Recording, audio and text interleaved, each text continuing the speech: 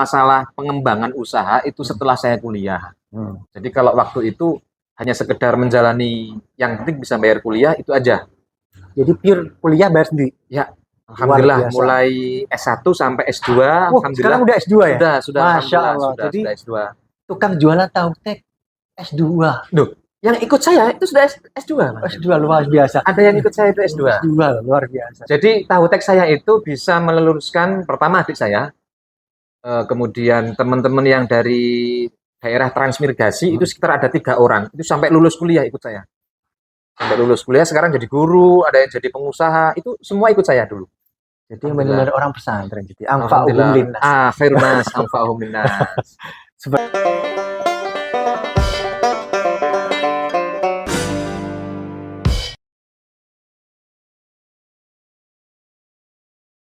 Assalamualaikum warahmatullahi wabarakatuh. Jumpa lagi di channel Ami Podcast. Kembali lagi Ami Podcast kedatangan tamu yang luar biasa. Seperti biasa tema di podcast kali ini masih sama dengan yang sebelum-sebelumnya, yaitu proses di balik sukses. Tentunya bagaimana orang melalui proses kesuksesan pasti ada jalan untuk menuju sukses. Nah, kali ini kita kedatangan tamu yang luar biasa. Bukan kedatangannya, lebih pastinya saya yang datang ke tempatnya, seorang pengusaha yang sukses di bidang kuliner. Beliau juga seorang dosen, pengajar, seorang entrepreneur. Dan lebih detailnya kita akan langsung ngobrol berbincang-bincang bagaimana prosesnya, karirnya, singkat ceritanya, atau bagaimana perjalanan untuk menuju suksesnya seperti apa. Oke, kita sambut Mas Zaini. Assalamualaikum Mas Zaini. Waalaikumsalam warahmatullahi wabarakatuh. Apa kabarnya nih? Alhamdulillah. Ini teman lama yang menghilang ini kembali ke habitat di Palangkaraya. Ya, kali ini Ami Podcast spesial nih, kita datang ke Palangkaraya. Alhamdulillah ya. Kita selalu datang ya, door to door. Jadi podcast Ami Production atau Ami Ajib Media Indonesia atau Ami Podcast selalu berganti-ganti background. Artinya apa? Ami itu tidak fokus untuk di studio, tapi kita lebih menjemput bola. Artinya apa? Kita mendatangi orang-orang yang sukses. Karena apa? Kita menganggap orang-orang sukses itu adalah orang yang luar biasa pastinya. Untuk itu kita sebelumnya Mas Zaini, saya pengen memperkenalkan dulu. Nah, bolehlah perkenalan dulu. Mas Zaini itu siapa sih namanya? Terus kemudian latar belakangnya itu apa aja sih gitu. Saat ini tuh lagi geluti apa? Teman-teman, assalamualaikum warahmatullahi wabarakatuh. Waalaikumsalam warahmatullahi wabarakatuh. Hamdan wa salaman amma ba'du. Teman-teman ketahui bahwasanya saya ini dengan beliau ini sebenarnya teman lama yang sempat terpisah jauh, tapi alhamdulillah hari ini dipertemukan. Kalau teman-teman dulu waktu kuliah ini mungkin kita dipanggil sering itu panggilan sapaan ya, itu Kang John. Jadi teman-teman semua satu kelas itu kita panggil John. Jadi ada John Arif, ada John Junet, nah itu John. Nah, tapi lebih akrab lagi, saya ini lulusan Tinanyar yang biasa disapa dengan Mas Zaini. Jadi orang tua kebetulan dari Jombang. Alhamdulillah 2007 ketemu panjenengan di Palangkaraya itu 2007 kalau nggak salah. Setelah lulus aliyah 2005 kemudian ke Palangkaraya merantau 2007. Alhamdulillah sampai sekarang. Masya Allah. Jadi latar belakangnya ada pesantren tadi. Alhamdulillah saya ya nganut sarungnya para kiai. Alhamdulillah. Jadi termasuk kunci suksesnya kehidupan kita itu ya salah satunya itu kita ikut para ulama, ikut para kiai, karena itu salah satu dari motivasi kita untuk menatap masa depan, salah satunya itu. Begitu Pak Mirsa. Jadi tadi kita Sambil ngerokok ya? Ya, boleh, silakan. Tafadhol. Wah, ini kalau pesantren bahasanya agak ada Arab-Arabnya gitu ya. Repeting genah. Jadi kita ngobrol seperti biasa santai. Santai Mas. Tadi kan bahwa diceritakan beliau ini dari latar belakangnya pesantren ya, Denanyar, Jombang pastinya. Orang tahu lah Denanyar itu kota santri. Artinya banyak pondok pesantren yang berasal dari sana kan. Apalagi pendiri-pendiri toko NU yang mendirikan NU juga dari sana kan, dari Jombang. Jombang. Artinya di sana adalah mayoritas santri. Jadi kayak apa ya? Jedengkotnya santri ya dari sana gitu kan. Dan alhamdulillah bisa berkembang sampai sekarang saya ini, mohon maaf Mas, saya sampai sekarang pun masih seneng kalau diakui santri. Karena ada 3 hal yang memang kalau menurut Rasulullah itu yang akan dimasukkan ke dalam surga. Ingin jadi yang pertama orang alim. Nah, kalau alim saya kayak enggak Mas. Saya sering dulu waktu ngaji itu sering bolos. Kalau subuh itu sering sembunyi di atas lemari gitu. Jadi kunci suksesnya bolos. Enggak ada. Enggak, ini cerita enggak. Mau jadi kalian kalau bolos sukses seperti beliau. Maksud saya ini orang produk gagal. Produk gagal alim. Nah, yang kedua kan ya muta'alim. Nah, muta'alim ini saya selalu memproklamasikan ke teman-teman supaya jadi santri seumur hidup. Nah, itu. Jadi salah satunya itu, mau daftar jadi santri seumur hidup. Jadi Mas Zen itu di pondok berarti pendidikan dari pasti pondok itu kan dari madrasah ibtidaiyah, sanawiyah, sampai aliyah kan? Sampai aliyah. Jenjangnya seperti itu. Nah, setelah itu Mas Zen kan ketemu dengan saya juga kan. Kita berlabuh di kota cantik Palangkaraya. Kan? Waktu itu kita di satu alma mater juga. Waktu itu belum IAIN ya, sekarang udah IAIN. Dulu kan IAIN gitu. Cuman berjalannya waktu akhirnya lulus dengan kesibukan masing-masing. Saya banyak melalui dengan beliau ini. Makanya saya tuh pengen memberikan suatu pelajaran yang sangat luar biasa yang ditempuhnya. Jadi bagaimana dia dulu kuliah, biayanya dari mana? Kemudian kok tiba-tiba sekarang menjadi seorang pengusaha sukses di bidang kuliner ya? Di bidang kuliner. Nah, itu bagaimana ceritanya? Kok tiba-tiba kan Anda tujuannya ke Palangkaraya dulu kan kuliah nih. Tiba-tiba Anda kan menjadi seorang pengusaha kuliner. Nah, dulu pernah saya dapat cerita juga. Jadi pulang kuliah luar biasa beliau ini. Langsung ngider ya. Ibarat kata itu keliling. Nah, keliling itu jualan tahu tek jadi produk gerobak gitu, keliling komplek gitu kan. Tapi akhirnya sekarang punya tempat sendiri ya, artinya ada nggak keliling lagi ya, artinya kan udah ada kemajuan. Alhamdulillah, ini sudah sekitar 10 tahun saya di sini, kontrak di sini. Tahun. Boleh diceritakan Mas, jurusannya di kampus itu apa, kemudian relate gak dengan kondisi saat ini yang sudah digeluti saat ini? Baik, kalau cerita sih yang sebenarnya sih nggak yang se ekstrim. Artinya gini, setiap orang itu pasti punya jalan masing-masing Mas ya. Artinya saya dulu ketika lulus dari pesantren sebenarnya ingin mau dijadikan sama khodam sama Abah Yai. 2005 saya lulus, 2006 saya itu masih menunggu kepastian dari Abah Yai. Kemudian kebetulan keluarga besar ibu saya itu kebanyakan di Palangkaraya. Ya sampai sekarang ada yang jadi dosen, juga ada yang jadi wakadekan di mana di Umpar situ, ada yang ya semuanya rata-rata jadi orang sukses lah. Artinya yang pertama kali mengajak saya ke Palangkaraya ya beliau itu keluarga dari ibu saya itu.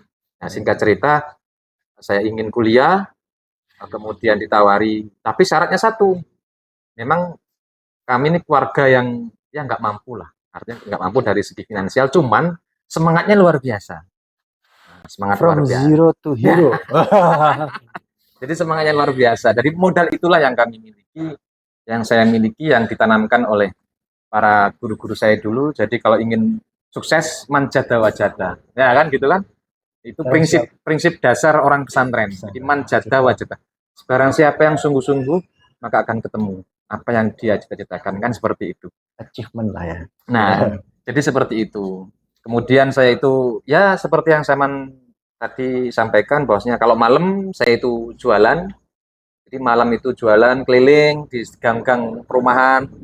Waktu itu 2007 itu masih sepi, Mas Ajib. Jadi wilayah Palangkaraya ini masih perumahan itu ada beberapa rumah gitu.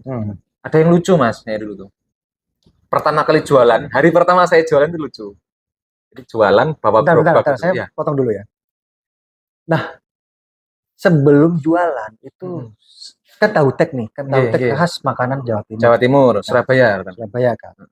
Artinya apakah dulu di pondok itu udah belajar itu atau memang on the spot nih karena terpaksa atau kepepet? Sepertinya itu. Jadi the power of kepepet. Jadi itu Mas. Sepertinya di situ Mas. Tiba-tiba kok berani, nggak ada ilmunya, nggak ada ini, kok tiba-tiba nekat berani? Ya itulah. Jualan kuliner ini kan rasa soalnya, lidah. Jadi gini, beda kan? Itulah Mas, kelebihan seorang santri itu tadi. Ketika sudah sami nawa atau nah dengan para guru, udah kamu merantau. Apapun yang terjadi itu langkah kita itu selalu didoakan guru-guru kita. Oleh sebab itu saya itu nggak pernah berpikir ingin jualan ini, nggak pernah berpikir saya. Dan nggak ada cita-cita. Nggak ada sama. Yang enggak lah Mas. Ya kan lihat teman-teman yang ada yang kuliah ke Kairo, ada yang kuliah di Surabaya, saya juga pengen waktu itu. Tapi tadi karena the power of kepepet, jadi mau nggak mau, udah kamu jualan. Nah, akhirnya saya singkat cerita ini saya lanjutkan ya Mas. Malam saya jualan, terus kemudian malam itu sampai jam 2 malam. Jam 2 malam saya selesai keliling itu, kemudian pulang jualan, saya masih ke pasar dulu. Ke pasar dulu, belanja, persiapan untuk jualan besok, sampai subuh. Subuh saya baru istirahat. Masuk itu kadang jam 7. Masuk jam 7. Nah, jam 7, ada yang setengah 7. Pernah saya itu, Mas. Di suatu kesempatan saya kuliah, kebetulan itu dosennya killer itu. Bilang gini sama saya itu Mas Zaini, nggak pernah mahasiswa saya itu tidur di kelas. Baru sampai ini yang tidur di kelas. Nah, ternyata saya bilang, loh Pak, saya ini nggak tidur Pak, tapi ketiduran. Kan beda tuh Pak. Bahasa pesantren, alasan kan berbagai macam alasan untuk bolos tadi. Pak, saya ini nggak tidur Pak, tapi ketiduran. Saya saking capeknya Mas. Tapi alhamdulillah, berjalannya waktu, alhamdulillah sampai lulus tadi itu. Ya itu tadi saya lanjutkan ya, saya cerita saya tadi. Jadi saya itu waktu pertama kali jualan itu Mas Hajim, waktu dorong gerobak, kemudian awal mula ada orang beli. Nah itu sampai kan tahu ada yang ini apa kalau orang Jakarta atau orang kota itu apa? Yang untuk ngulek itu apa Mas? Blender. Enggak, yang untuk nguleknya itu loh, ulek-ulek. Nah, itu sampai hilang Mas. Salah naruh di mana? Nah itu, aduh, saya ini mau ngulek ini sampai di mana? Nah, singkat cerita itu karena saya panik. Ya, bener panik, saking paniknya itu. Karena baru pertama kali. Iya. Jadi nekat, nggak punya ilmu, kan hilang. Iya. Itu udah complicated, ya. guys. Ya, itulah. Jadi seperti itu sampai segitunya saya. Jadi itu pengalaman-pengalaman yang alhamdulillah sampai sekarang bisa kita ceritakan ke teman-teman. Ini kan yang ikut saya semua ini rata-rata mahasiswa ini, Mas.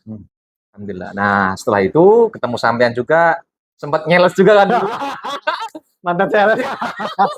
Nah, nyeles ke sana. Nah, itulah. Jadi kehidupan yang artinya gini, kita jangan terlalu negatif thinking dulu tentang kehidupan yang sekarang. Jangan bisa jadi, bisa jadi kehidupan yang sekarang ini memberikan dampak positif atas kehidupan nantinya.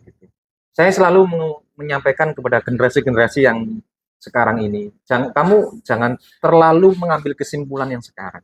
Justru orang-orang yang sukses di kemudian hari adalah bekas perjuangan dari yang sekarang.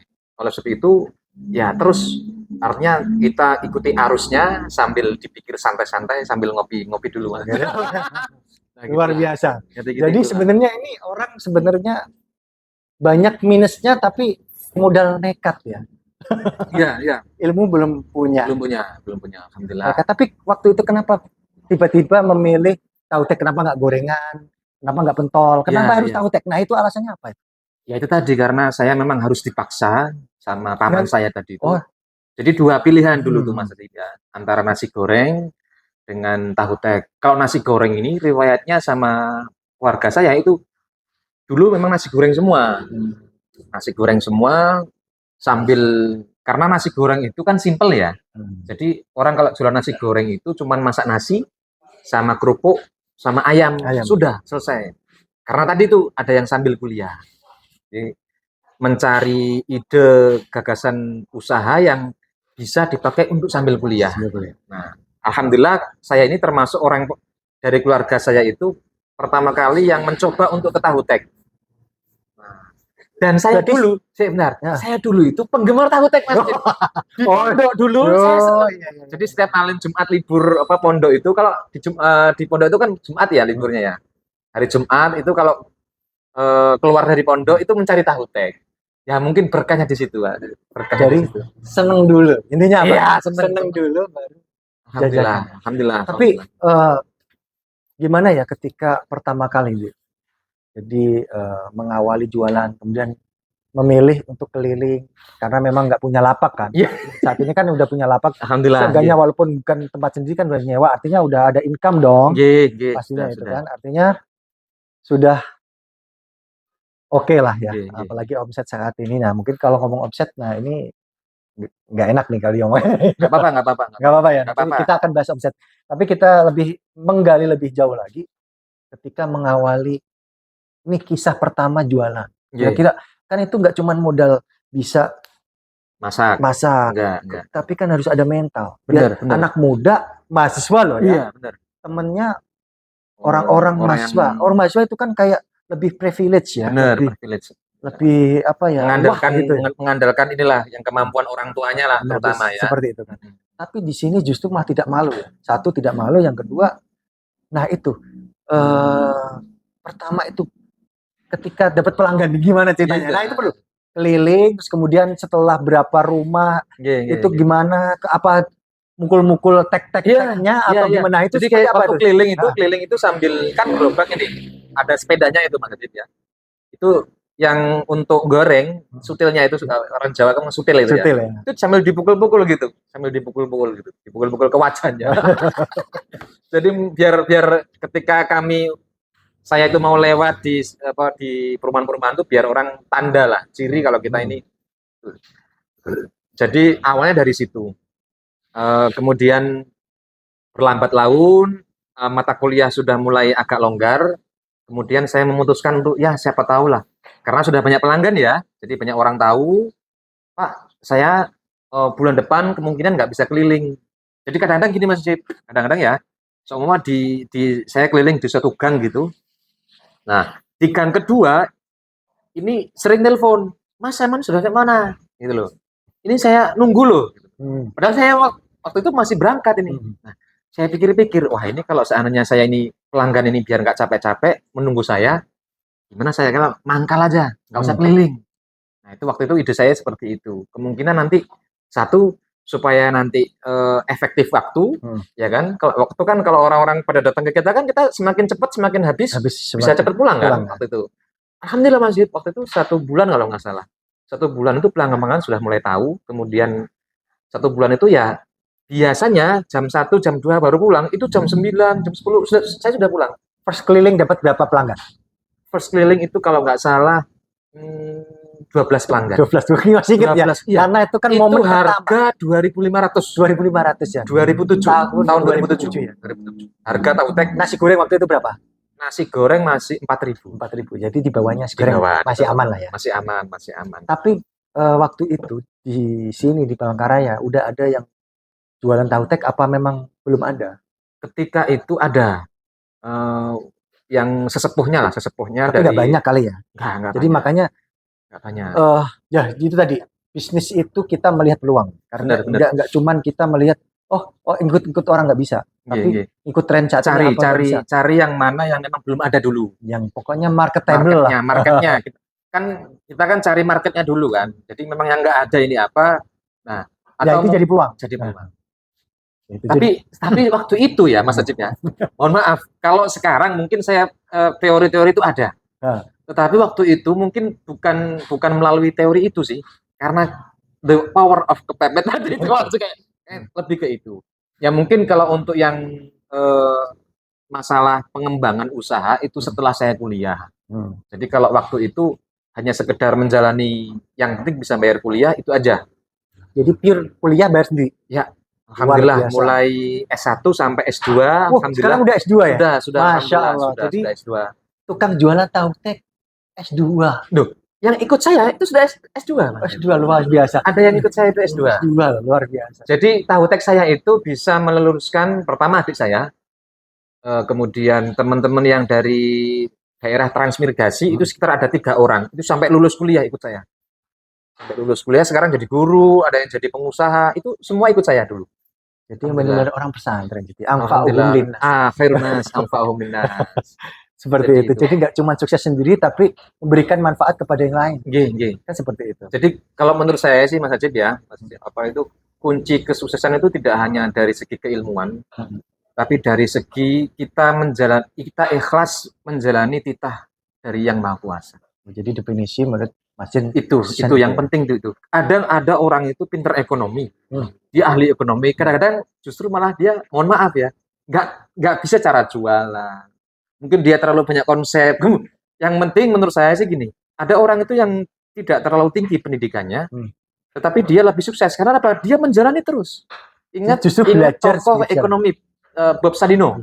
Nah itu kan kuncinya dia apa? Yang penting action dulu kan. Action dulu, kemudian dijalani terus. Nah, lama-kelamaan kita tahu ilmunya. Lama-kelamaan kita tahu sela-selanya, oh dari sinilah kita gagal. Nah, kita perbaiki. Nah, seperti itu. Kadang seperti itu. Jadi kita bisa review ya. Kira-kira kegagalan kita tuh apa, kurangnya kita tuh apa. Bener. Apalagi soal makanan ya. Makanan kan lebih ke rasa atau taste ya. Artinya di situ kan kita menjual rasa, bukan menjual ya rasa ya jasa. Iya. Kan gitu kan. Artinya gitu. Nah, yang menarik lagi Mas Jen. Kan banyak mahasiswa saat ini kan alasannya dia nggak mau sambil kerja apa? Dia sibuk dengan tugas. Nah sekarang dibocorin dong. Kita kuliah, pulang kuliah, kemudian kan ini ya langsung jualan. Pasar dulu. Sedangkan mahasiswa awal-awal semester itu kan banyak tugas.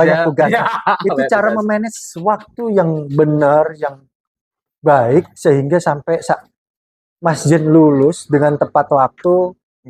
Itu gimana nih? Kasihlah bocoran ke teman-teman mahasiswa saat ini sedang lagi berjuang. Makanya gini. Jadi biar mental mahasiswa sekarang enggak kirimin duit dong. Iya, benar. Kirimin duit. Saya selalu menyampaikan ke mahasiswa. Ini kebetulan saya kan ngajar di kewirausahaan ya. Oh, jadi dosen juga ya? Alhamdulillah. Ya berkat tahu tek lah.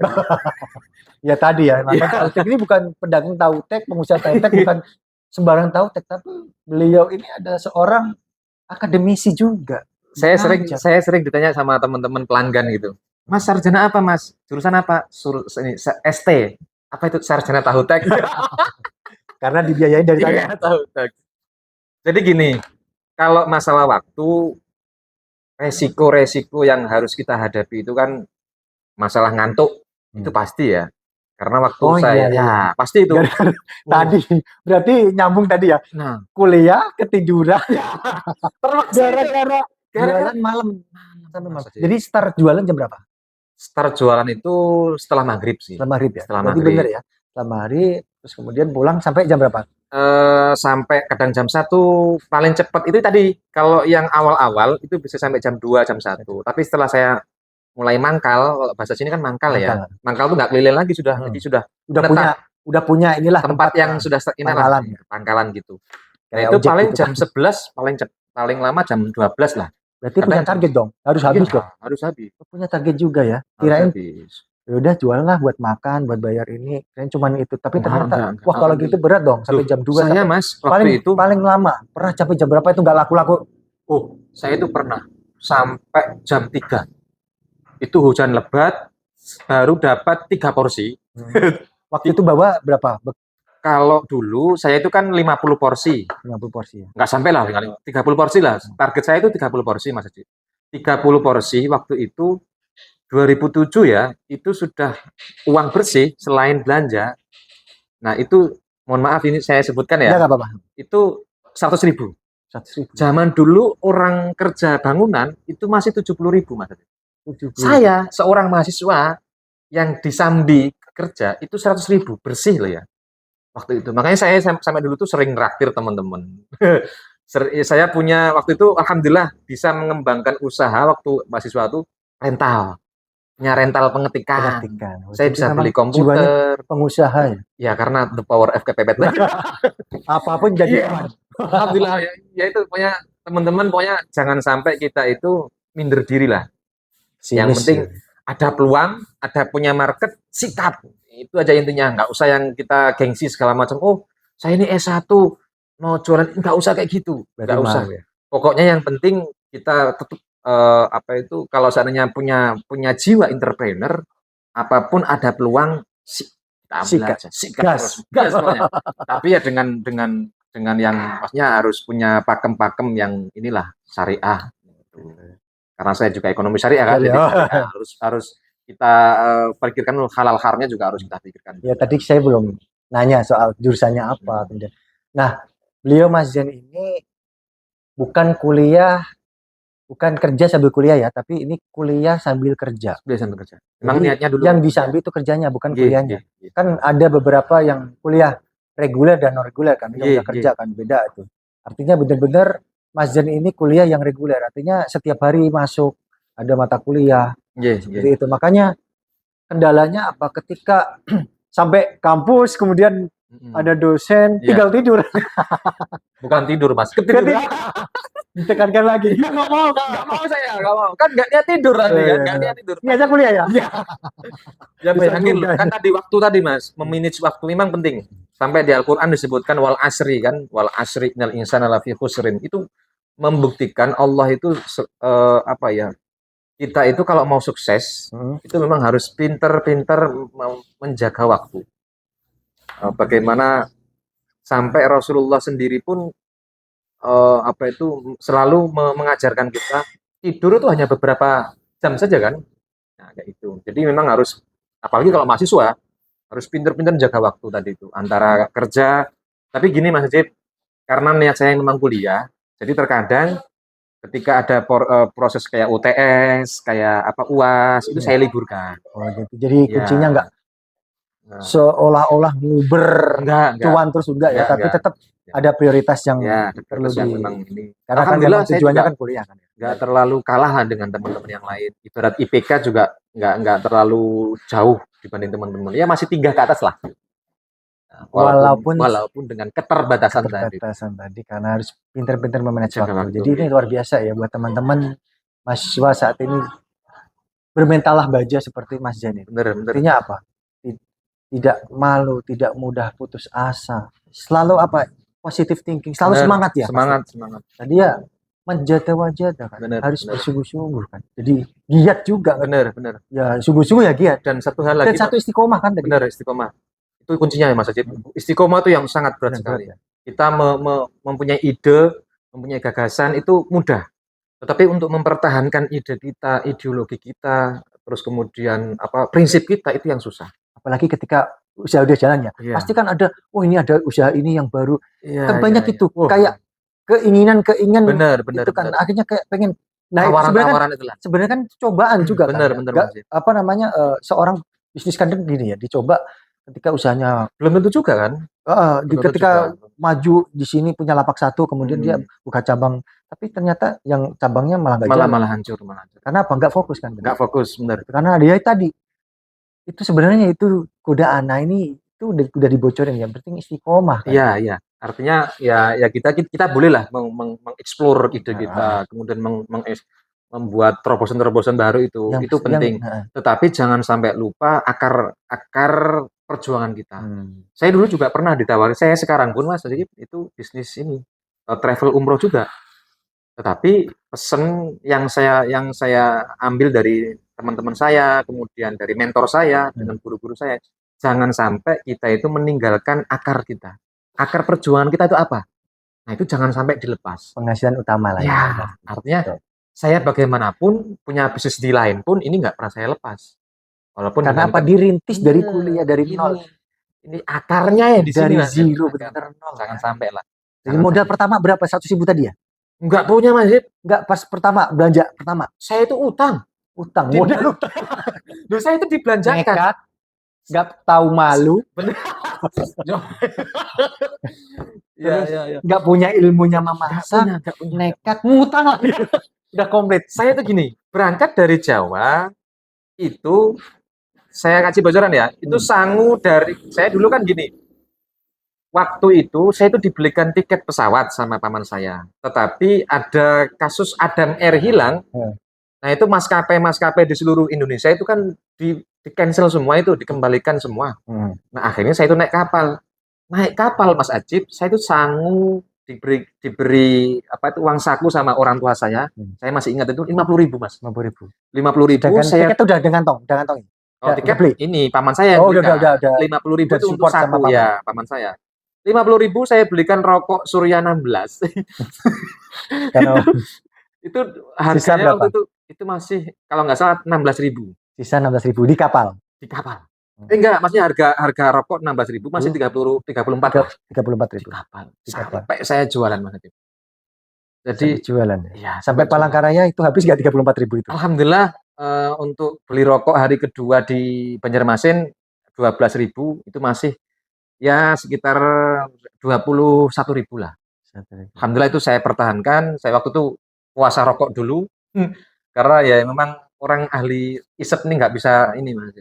Orang repot lah. Nah, tapi motivasi itu. Tapi Motivasi. seperti ini hampir mirip dengan kisah saya sebenarnya.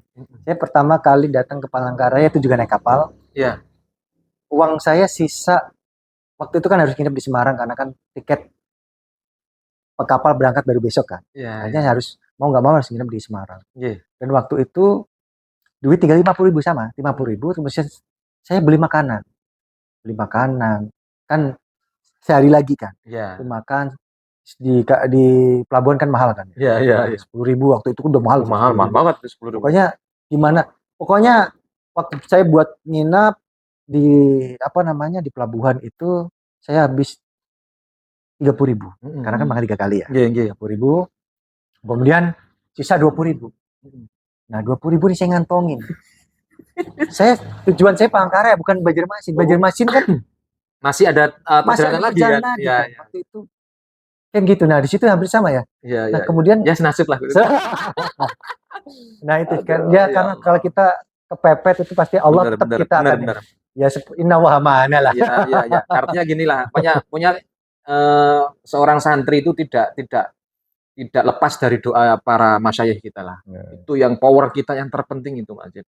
Saya selalu setiap kali melangkah ingin ini itu saya selalu sowan dulu ke yai, kemudian minta pendapat, terlebih lagi minta doa. Ya, jadi setiap yang kedua orang tua saya itu ini yang selalu saya ingat dan saya sampaikan ke mahasiswa-mahasiswa saya khususnya. Saya selalu ingin anak-anak saya kemudian generasi sudah kita itu jangan bosen-bosen minta doa orang tua. Orang tua saya bilang gini, saya itu tidak mewariskan harta. Saya tidak mewariskan ilmu. Setuju. Saya mewariskan kamu semangat untuk belajar.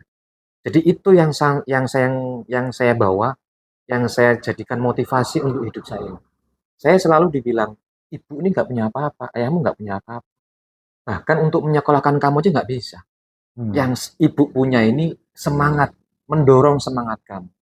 Saya S2 itu Mas Ajib, itu ibu saya izin ke istri saya, Duk, ini suamimu biar kuliah lagi ya. Walaupun dengan biaya saya sendiri waktu itu, tetapi ibu saya ini selalu memotivasi itu. Nah, penyemangat lah ya. Artinya doa orang tua, kemudian doa para guru-guru kita, itu memang kunci sukses kita lah. Jadi nggak cuma hanya nekat, modal ngutang. Ya kalau keilmuan pasti ya. Kita kalau setiap man ardut dunia fa alaihi bil ilmi ya, wa man ardul akhirah itu pasti. Tetapi jangan sampai kita ini melepas yang dual tadi itu. Guru kita, kemudian orang tua kita. Selalu kita minta doa, kemudian motivasi, dukungan lah. Jadi itu yang terpenting. Tetap ada doa. Doa diri sendiri, doa orang tua, doa guru-guru kita. Nah itu perlu. Jadi ini adalah kunci kesuksesan. Ya benar. Nah kemudian Mas Zain, kan setelah lulus kuliah akhirnya tetap menggeluti di bidang tahu tek ini. Ya. Nah, setelah lulus itu kan pasti, nah tiba-tiba kepikiran punya lapak atau memang tetap ngider keliling setelah Dulu, lulus kuliah nih? lulus ya. Itu dulu Atau punya lapak setelah apa masih kuliah sudah punya lapak? belum. Ya? Belum. Jadi dulu saya punya warung ini itu 2000 kalau nggak salah 2012 Mas. Nah, Lapak pertama nih. ya di sini. Sini. Oh, kalau lapak sih Pindah-pindah ya? ya kalau yang sifatnya itu di pinggir jalan, pedagang kaki lima itu pindah-pindah. Tapi kalau untuk yang sewa toko sampai yang kayak gini ini 2012 kalau nggak salah Mas. Itu sebelum sebelum saya memutuskan untuk fokus ke kuliner, itu saya ada cerita sedikit ya Mas ya. Itu dulu setelah lulus kuliah, itu saya kerja di ini dulu. Ikut nyeles. Kan sama-sama tuh. Nah, ikut nyeles dulu. Kemudian sempat jadi pegawai di suatu perusahaan di bidang keuangan waktu itu, di leasing lah. Itu sekitar 7 sampai 8 bulan kalau nggak salah. Nah, tetapi waktu itu saya berpikir gini, saya kan punya basic entrepreneur. Ketika saya sudah terikat di kantor, saya nggak bisa mengeksplor ide-ide saya kan. Akhirnya saya pamit sama orang tua, pamit ke istri saya, pamit ke mertua. Nah, yang tidak mengizinkan itu waktu itu mertua saya. Kamu tuh sudah di perusahaan bagus loh, Le. Kenapa kamu kok ini memutuskan untuk keluar, kok malah kembali ke asal lagi gitu loh. Pontang lantung kan. Nah, bahkan saya itu sampai dihina, Mas. Ya, bukan dihina sih, artinya dianggap sebelah mata lah sama teman-teman saya seangkatan. Nah, ini masa S2, S1 kok masih jualan gitu kan. Tapi saya punya prinsip gini, kalau kita kerja ikut orang, maka kita akan mengembangkan perusahaan orang itu kan. Kenapa kita dari nol diri kita sendiri? Mengembangkan usaha kita sendiri. Jadi bos sendiri. Ya itulah. Walaupun dengan mohon maaf kalau dari segi penghasilan ya kita tahu semua sudah rahasia umum lah kalau pengusaha itu walaupun sekelas pedagang kaki lima pun itu sudah omset mohon maaf itu bisa kalah lah orang-orang yang di kantor itu kan gitu. Karyawan orang yang berpenghasilan tetap. Ya. Kalau Mas Jan kan bukan berpenghasilan tetap tapi tetap berpenghasilan. Gitu. Ya walaupun nganggur gitu kan masih ada pemasukan lah gitu lah. Nah itu. Jadi saya putuskan untuk kembali ke kuliner karena lagi. Merasa kerja di perusahaan orang merasa ini bukan passion saya. Ya, bukan passion saya lah. Akhirnya memutuskan udahlah, akhirnya sadar ini. Tapi gini tadi berarti itu ibarat kata itu lagi tidur mimpi. Ya. Tiba-tiba sadar diri lah. Ini bukan di zona saya ini. Gitu. Saya pindah ke zona saya aja lah. Tapi ya gini ya teman-teman, jangan kemudian kita ini tapi ya boleh lah mencoba untuk berwirausaha boleh. Tapi jangan kemudian memaksakan diri Mas. Ada juga teman-teman saya yang bukan passionnya wirausaha dipaksakan akhirnya mohon maaf dia gagal. Padahal dia sudah memutuskan untuk keluar dari perusahaan itu. Waktu itu dia sudah GM lah dia. Tapi sudah karena pengen jadi wirausaha kemudian dia keluar akhirnya dia gagal. Nah, tapi ya itu tadi mungkin ya kalau menurut saya itu sebuah naluri lah. Kalau kita berwirausaha itu naluri. Kalau kita bisa mengeksplor, nah kemudian sambil mengetahui resikonya. Karena kalau kita sudah memutuskan untuk jadi wirausaha kan kita nggak dapat gaji Mas Jib. Karena kan fluktuatif ya. Ya kan bisa naik turun kan. Nah itu yang harus gini. Nah jadi seperti itu Mas. Menarik sekali nih. Menarik sekali. Nah berarti pernah gagal dong. Jadi nggak mulus kan? Pastilah. Pasti ya. Kayak seperti tadi ada harus kerja di sini kan gitu. Ya.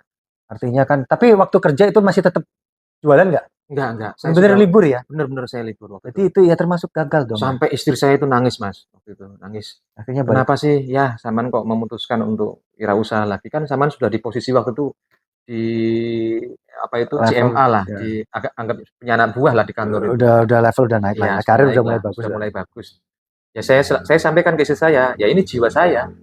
Ini jiwa saya justru dengan seperti ini nanti kita bisa bisa sambil kuliah lagi. Nah, waktu kuliah saya S2 kan ya kuliah saya termasuk alasan saya keluar dari perusahaan itu kan saya ingin kuliah lagi, Mas. Berarti memang benar ya. Iya. Kalau orang yang niatnya benar-benar belajar, Allah akan mempermudah.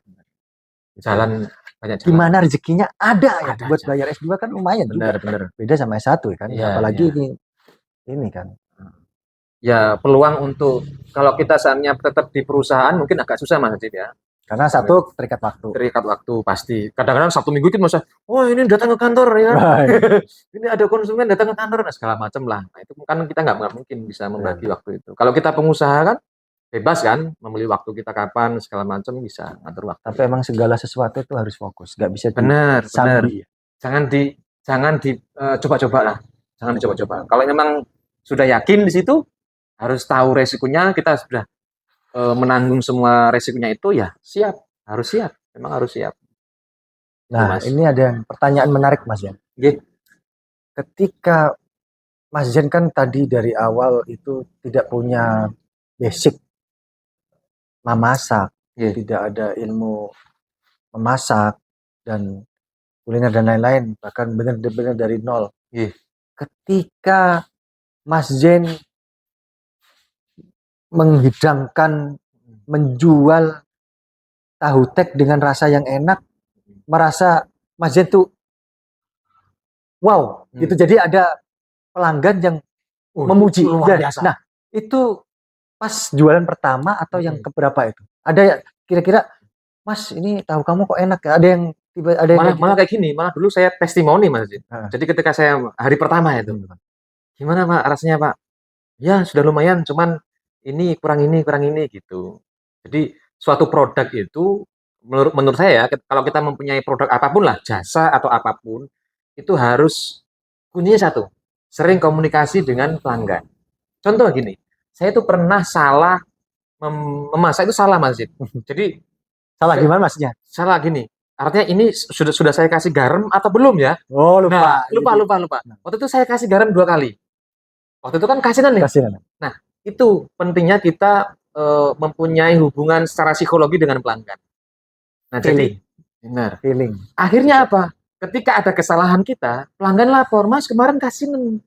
Coba kalau kita nggak ada hubungan dengan pelanggan, pasti ini asin ini, pasti langsung lari kan? Besok nggak akan datang lagi. Datang lagi. Kalau itu, jadi komunikasi dengan pelanggan, kemudian hubungan bahkan batin lah. Orang ini nggak pernah datang ya, saya batin itu datang saja itu. Itu ada ilmunya itu. Ada. Oh, ada itu ya. Ada. Apa itu? Nantilah Jafri ke saya. Ada. Jadi orang ini pelanggan ini kok nggak pernah datang gitu, saya batin, besok datang dia.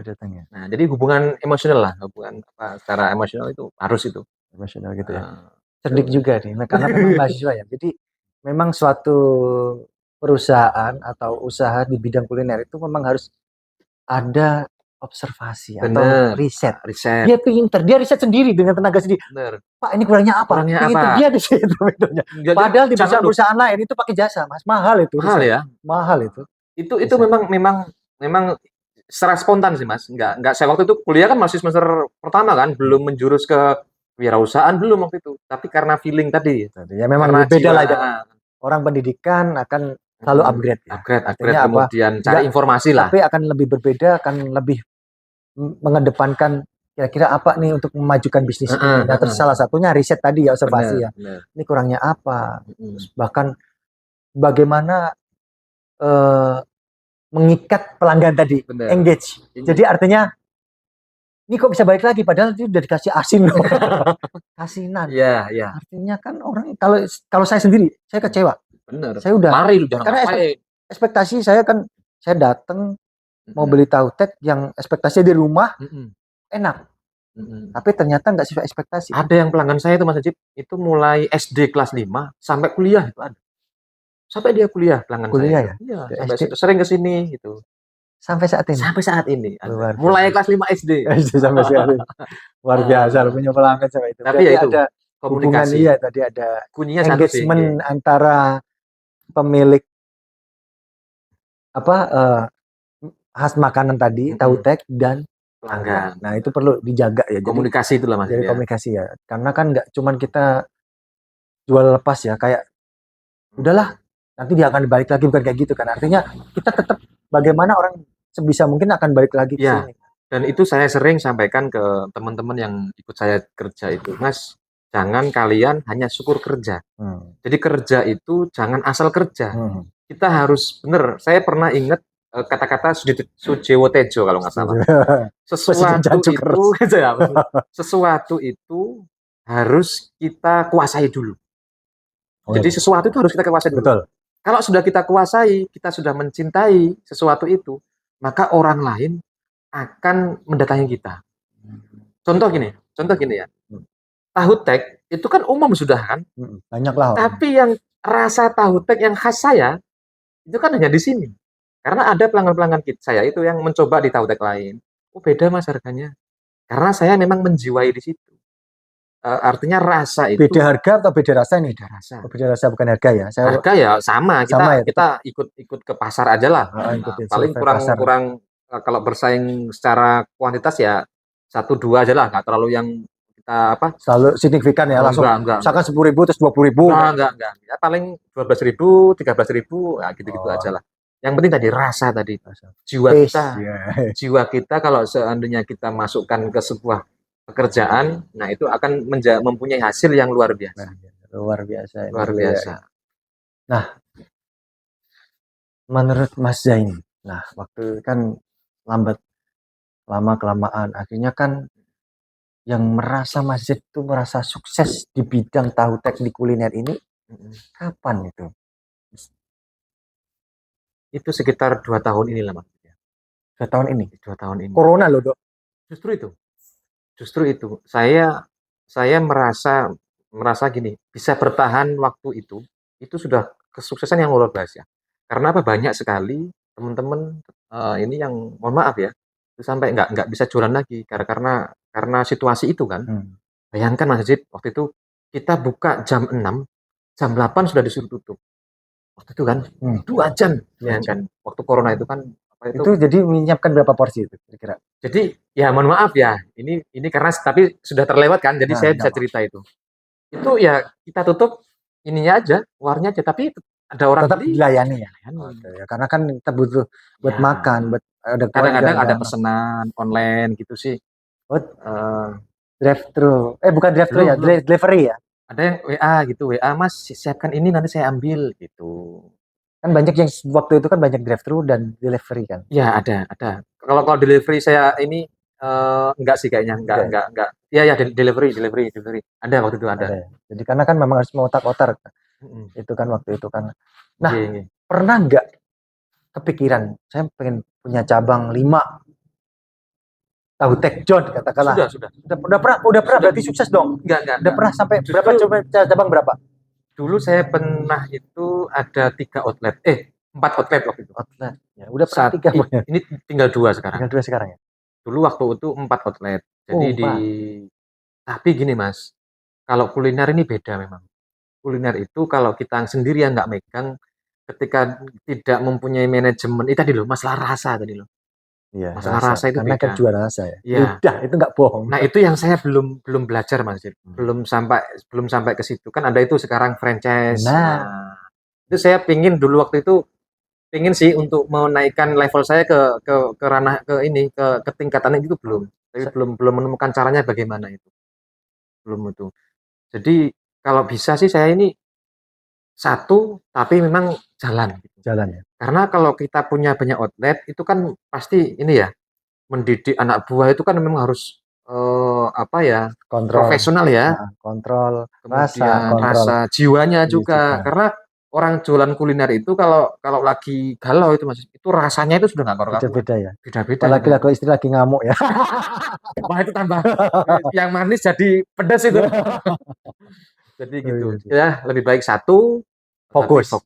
Nah, itu tadi intinya fokus. Jadi Mas Jan pernah punya 4 outlet ya? Sudah punya. Galeri tahu tek 4 lapak ya. Artinya di situ. Berarti kan Mas Jan ini kan gagal ya. Kenapa gagal tadi alasannya apa? Karena rasa itu tidak bisa dibohongi. Walaupun ketika dia anak buah udah di training, udah dikasih takaran segini misalkan ya kan. Racikannya juga sama. Tapi ketika yang ngolah orang yang berbeda itu Mas. beda rasa kan. Nggih. Kadang-kadang saya gini, warung yang ini ya, yang sisa yang ada ini kan ini sama yang di sana itu satu, jadi dua ini kan. Ketika ada pelanggan itu ya, apa, beli gitu, "Mas, sampean aja yang bikin." Gitu. Oh, sampai segitunya ya? Iya, sampean aja yang bikin. Tahu saya jaga kasir gitu kan, sampean aja yang bikin. Emang rahasianya apa kalau harus Mas yang bikin? Nah, kenapa itu? Ya mungkin teman-teman juga pasti tahu itu kalau terkait masalah kuliner tuh memang Dari apa ya? sentuhan tangan. Sentuhan tangannya lah pasti. Dan lagi Tangannya mungkin sedap. mungkin ada ini, ada apa ya? Ada turunan Mas, turunan. Faktor genetik. Genetik itu termasuk loh, termasuk itu. Maksudnya. Termasuk itu. Kadang-kadang ada orang itu walaupun kursus masak segala macam ada kok yang gagal juga gagal yang nggak juga sesuai ada. dengan ini apa yang dia dapat di kursus ya gitu. Makanya saya sekarang ini Mas Ajib dan teman-teman yang lain, ketika yang ini saya rasa sudah tidak bisa saya kembangkan lebih yang tingkatannya ke grade yang lebih tinggi lagi, saya memutuskan untuk mencoba ke bidang jasa. Jasa ya. Ya, Jadi jasa. mau setelah kuliner udah Sudah settle, sudah. kemudian mau merambah ke Bidang jasa. bidang jasa. Luar biasa Ini apa minta, itu minta jasa? doanya lah. Ini travel umroh ini. Oh, mau iklan ya. Ya nggak apa-apa nih bagi orang yang di Palangkaraya mungkin masih untuk umroh. Karena ya bisnis akhirat kan. Enggak sih, ini kebetulan kemarin saya itu kan alhamdulillah mempunyai yayasan. Jadi alhamdulillah punya yayasan juga. Ini Tahutek ini luar biasa memang, berkahnya luar biasa Tahutek ini. Ya. Jadi saya juga punya yayasan, alhamdulillah ada sekitar 60 santri lah yang gratis. Banyak juga ya. Gratis, bahkan buku, kemudian seragam itu kita free. SPP. Enggak ada Mas. Memang saya gratiskan semuanya, free. Saya freekan semua. Itu ya berangkat dari ini. Apa itu kitah guru tadi itu. Jadi guru saya itu gini. Udah kamu ikut saya travel nanti untuk bangun yayasan kamu ini, pesantren kamu ini kan gitu. Akhirnya punya pesantren di mana? Di kilometer 10 Mas. Itu dana dari mana? Ya alhamdulillah ya teman-teman ada yang apa itu jamaah, kita kan ada majelis tuh Mas Ajib. Ada majelis setiap malam Sabtu sama malam Jumat itu ada majelis saya itu. Oh, tarikan gitu. Ya, ada yang apa jamaah-jamaah kita yang ingin nyumbang segala macam. Oh, gitu ya. Nah, ya terutama ya donasi ya, donasi. Tapi bukan umum tapi satu majelis itu tadi ya. Iya. Kalau umum sih enggak sih. Saya bahkan saya kotak amal saya enggak punya. Bahkan padahal di sini ada, harusnya biasanya kan di setiap rumah makan, resto itu kan ada kotak amal biasanya. Kenapa enggak ada? Ini malah ini panti asuhan yang saya malah bukan pribadi, bukan saya pribadi yang dibina itu ya. Iya. Jadi ya itu karena tadi khusus yang umroh itu memang saya tasarufkan di yayasan tadi. Jadi hasil-hasil yang memang pesannya Abah Yai itu, Mas ini jangan dibikin bisnis, tetapi untuk bangun pesantren. Jadi kalau untuk kehidupan saya, untuk keluarga saya, ya cukup dari warung inilah. Nah, untuk yang travel ini untuk akhirat lah ya. Untuk perjuangan. Untuk perjuangan. Makanya teman-teman kalau ingin membantu mengembangkan yayasan saya atau pesantren yang untuk fakir miskin tadi itu, ya ikut gabung di travel saya nanti. Bisa nanti saya tampilkan kontaknya boleh ya? Iya, boleh. Kita akan tampilkan kontaknya, bisa hubungi. Ini ya, nama yayasannya apa? Yayasannya Al Munawir. Al Munawir. Saat ini santri udah 60 ya? Sekitar 60 ya. 60. Nah, di situ di yayasan itu ada apa aja? Pesantren, sekolahan. Sementara ini masih ngaji setiap sore. Sore ya? Ya, karena di situ mohon maaf Pak Cip, tempat kita, pesantren kita itu di wilayah yang asli penduduk sini. Jadi asli penduduk sini, kemudian anak-anak yang mohon maaf tidak ada pengetahuan agama sama sekali, itu kita gratiskan di situ. Jadi orang asli pribumi sini. Jadi dakwah lah ya. Ya alhamdulillah lewat dakwah dengan pendidikan. Luar biasa. Luar biasa Mas Jan. Enggak cuman apa namanya sukses untuk diri sendiri, tapi apa memberikan ya tadi ya, anfa'uhum linnas, memberikan manfaat kepada yang lainnya. Jadi enggak cuman kita cuan udah buat keluarga sendiri terus kemudian menumpuk-numpuk aset, tapi enggak. Tapi itu kok Mas Acip. Sama kita coba flash apa ini, kita koreksi ke teman-teman atau mungkin sekelasnya artis aja lah, artis ya, yang sudah sukses itu pasti dia awalnya juga kehidupannya itu sosial dulu. Ketika sosialnya itu jalan, insya Allah kok kita mengingat sekali Olga Saputra almarhum kan. Nah itu kan Incoming juga akan masuk terus ya. luar biasa itu, luar biasa itu Najib. Makanya saya punya tekad gini, ada suatu kalau nggak salah di Al-Quran tuh intang surullah yang surukum. Ketika kita menolong agamanya Allah, dalam arti bukan kita ini seorang yang membela agama, bukan ya, Bukan lewat perang gitu kan ya. bukan. Tetapi kita berbuat sesuatu untuk agama, maka Allah akan menolong kita, maka Allah akan menolong kehidupan kita. Nah, dituntun sendiri sama Allah itu. Masalah ekonomi dituntun, masalah pendidikan dituntun, bahkan masalah keluarga pun alhamdulillah kita akan ya walaupun tidak berlebihan tetapi cukup lah Ya, untuk jadi membiayai anak cukup kan gitu. sekolah Untuk kan. sekolah lagi cukup kan, tapi jangan untuk menikah lagi ya. Jangan. Nah, Jangan itu ya isu-isu yang aduh janganlah, jangan. berarti Anda ini termasuk orang yang tidak setuju dengan poligami dong. Al-Quran loh itu. Gini wah, Mau berani melawan Quran. Ini Mas, kita kalau bicara poligami mendukung sih tidak, tetapi ada Sedikit rambu-rambu. Ini bicara soal poligami ya. Saya selalu menyampaikan ke ibu-ibu, kan jamaah saya itu ada yang ibu-ibu tuh Mas. Ustaz, bagaimana tanggapan sampean terkait masalah poligami? Loh Bu, kita kalau tidak setuju poligami itu juga nggak boleh, karena Rasulullah juga poligami, ya kan? Tetapi mendukung juga jangan.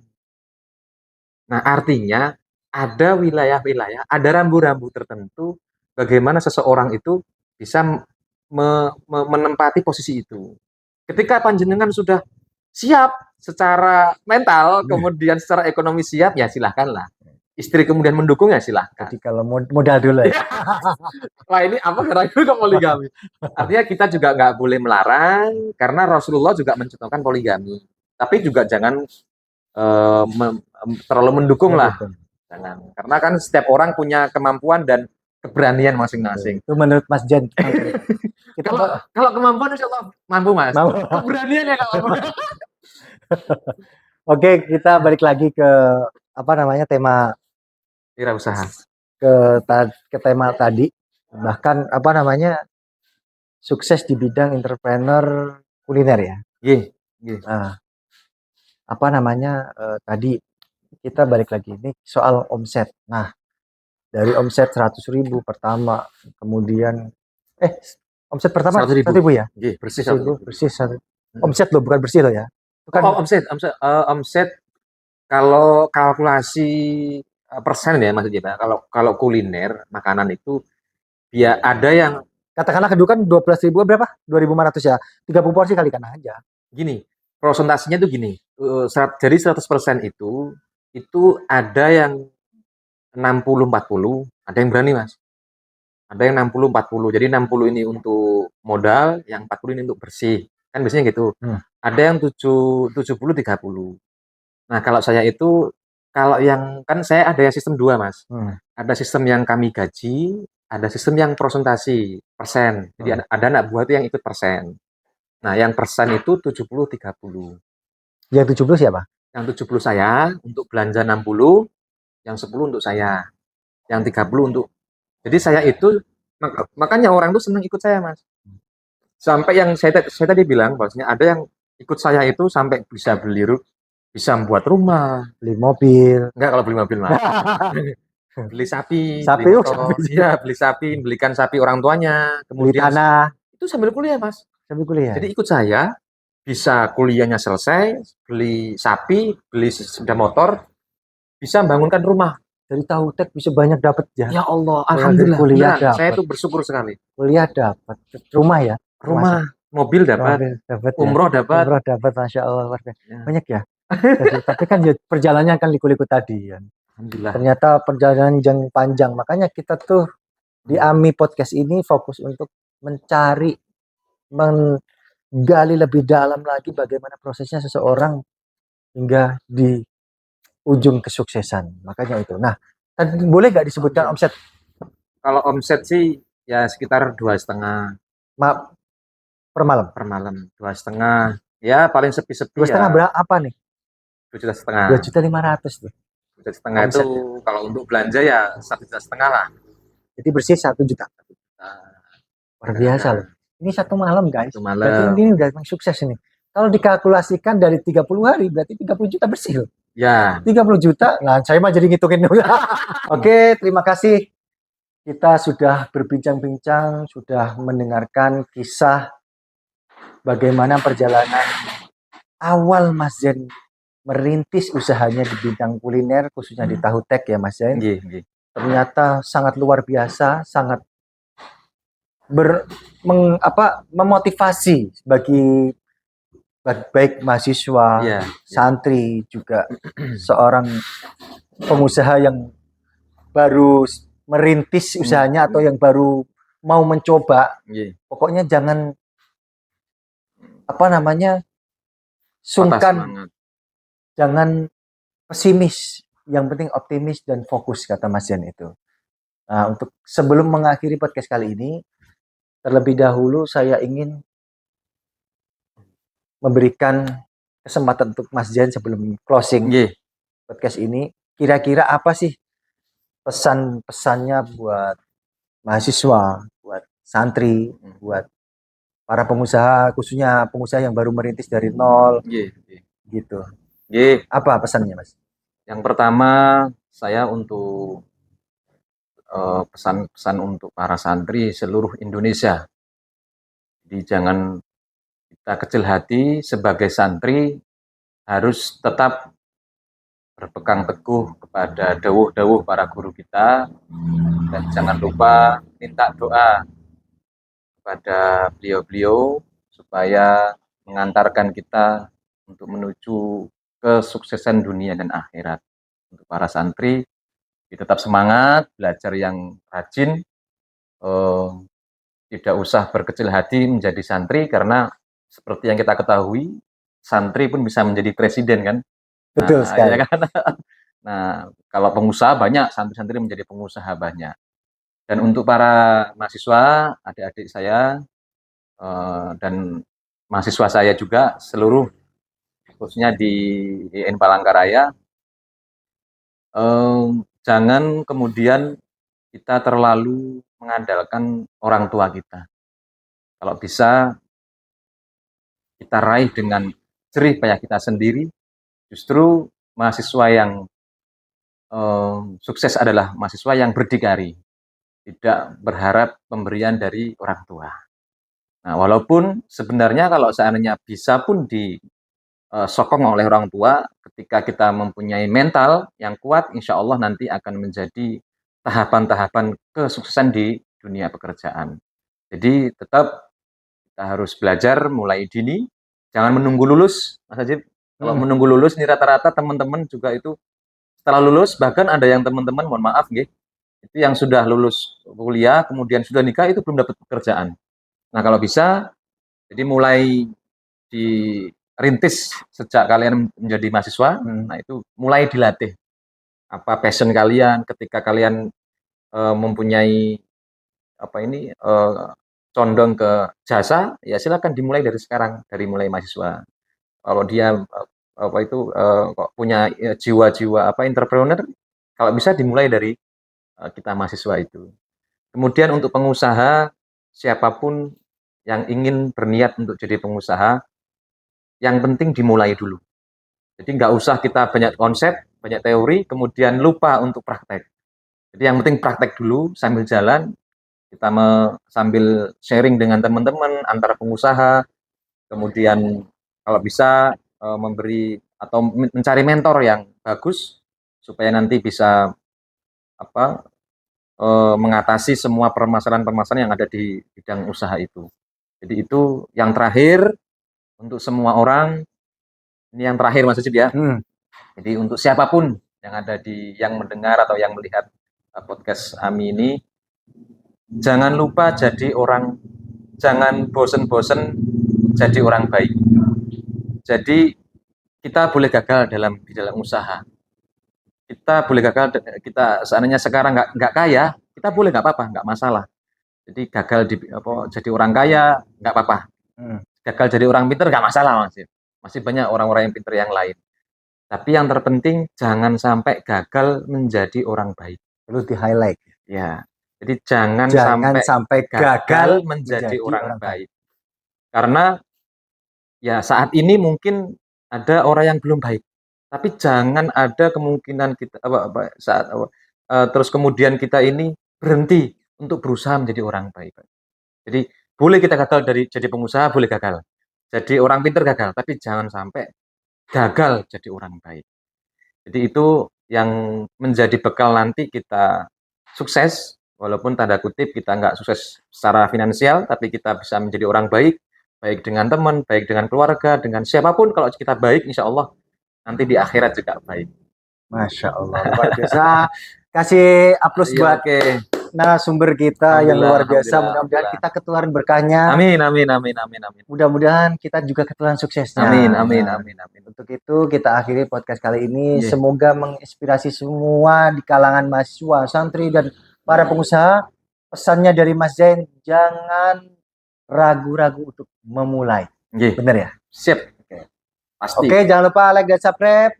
Jumpa lagi di podcast berikutnya yang pasti dengan narasumber-narasumber yang menginspirasi bagi kalian semuanya.